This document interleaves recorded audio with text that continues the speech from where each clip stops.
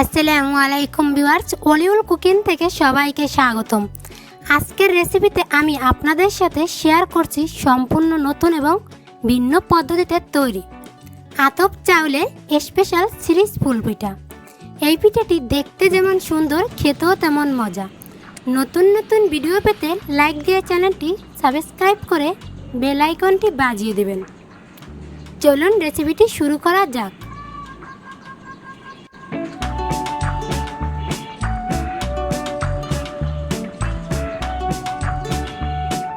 আমি এখানে 250 গ্রাম ভিজা আতপ চাল নিয়েছি। এখন একটা ব্লেন্ডার জালে দিয়ে আমি গুঁড়া করে নেব। আমি একটু পানি দিয়ে গুঁড়া করে একটা ডো বানিয়ে নিলাম। দেখুন আমার চালটা ডোটা হয়ে গেছে। এখন একটা বাটিতে ঢেলে নেব। আতপ চালের ভিতরে একটু তেল দিয়ে নেবেন, তাহলে পিঠাটা বানাতে সুবিধা হবে। আমি কিছুটা পরিমাণ ডো আলাদা করে একটু ফুড কালার দিয়ে দেব দেখার সৌন্দর্যের জন্য। আপনারা চাইলে বাদ দিতে পারেন।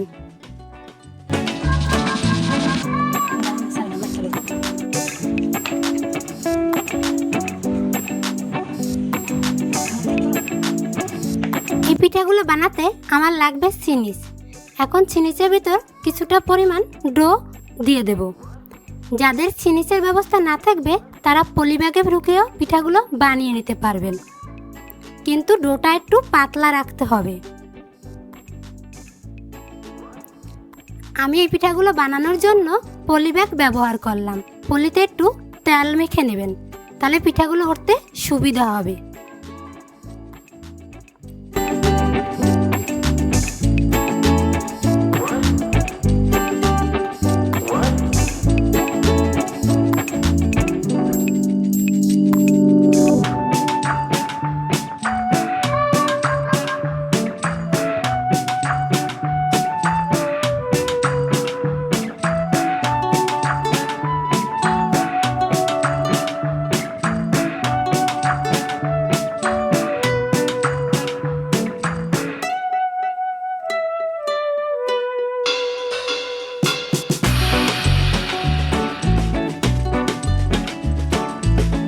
দেখুন আমার একটা পিঠা বানানো হয়ে গেছে। আমি এখন ফুড কালার দিয়ে আরো 2টা পিঠা বানিয়ে দেখিয়ে দেব।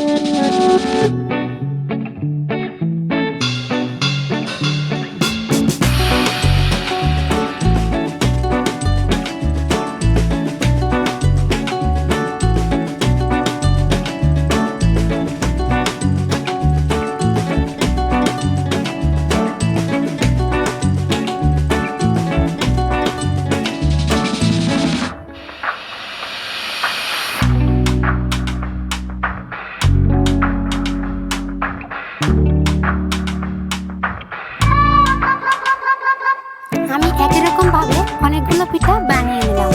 আর পিঠাগুলো বানানোর জন্য আমি আগে থেকে চুলায় পানি গরম করে নিলাম। এখন একটা পিঠা দিয়ে আমি ভাপিয়ে নেব। পিঠাটা 2 থেকে 3 মিনিট ভাপালেই পিঠাটা ভাপানো হয়ে যায়। দেখুন আমার একটা পিঠা ভাপানো হয়ে গেছে। এখন আমি চুলা থেকে তুলে নেব। আমি আরো একটা পিঠা ভাপিয়ে দেখিয়ে দেব।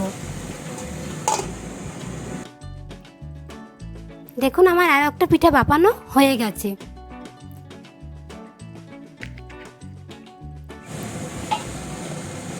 আমি একই রকম ভাবে সবগুলো পিঠা ভাপিয়ে নেব। একটু ঠান্ডা হওয়ার পর আমি পলি থেকে পিঠাগুলো তুলে নেব। আমি সবগুলো পিঠা পলি থেকে তুলে নিলাম। এখন 2 ঘন্টার জন্য পিঠাগুলো রোদে শুকিয়ে নেব। যাদের রোদের ব্যবস্থা নাই তারা ফ্যানের তলে রেখেও শুকিয়ে নিতে পারেন। আমি 2 ঘন্টা পর পিঠাগুলো রোদ্রের থেকে তুলে আনলাম। এখন কয়েকটা পিঠা আমি আপনাদেরকে ভেজে দেখিয়ে দেব। চুলায় একটা কড়াইতে পর্যাপ্ত পরিমাণে তেল দিয়ে দিলাম পিঠাগুলো ভাজার জন্য। তেলটা গরম হয়ে গেছে, এখন আমি এক এক করে পিঠাগুলো দিয়ে দেব। এই পিঠাগুলো তেলের ভিতর দিলে দ্বিগুণ হয়ে যায়, এগুলো ভাজতে বেশি সময় লাগে না, 1 থেকে 2 মিনিটেই পিঠাগুলো ভাজা হয়ে যায়। যেহেতু এগুলা রোদ্রে শুকানো পিঠা, আমি এক এক করে সবগুলো পিঠা ভেজে নেব। দেখুন আমার পিঠা ভাজা হয়ে গেছে, এখন আমি পিঠাগুলো তেল থেকে তুলে নেব।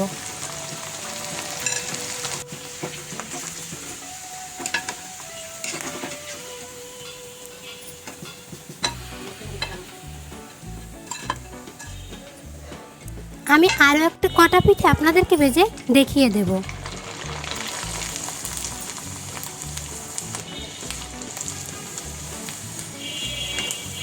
আমি সবগুলো পিঠা ভেজে নিলাম। দেখুন পিঠাটা দেখতে যেমন সুন্দর, খেতেও তেমন মজা। আমি একটা পিঠা ভেঙে দেখিয়ে দেব, দেখেই বুঝতে পারবেন পিঠাটা কতটা নরম এবং মুচমুচে হয়েছে। ধন্যবাদ।